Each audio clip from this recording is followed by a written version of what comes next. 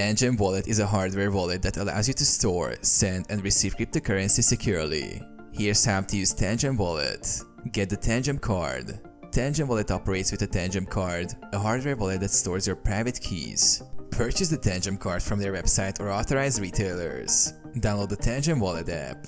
Go to the App Store or Google Play Store and download the Tangem Wallet app. Set up your Tangem card. Open the Tangem Wallet app and tap on Create New Wallet. Insert the Tangem card into your smartphone and follow the app's instructions to initialize your card. The app will generate a recovery phrase. Write it down and store it securely for backup purposes. Receive cryptocurrency. To receive crypto, go to the Receive section in the app. Select the cryptocurrency you want to receive and show your wallet address to the sender.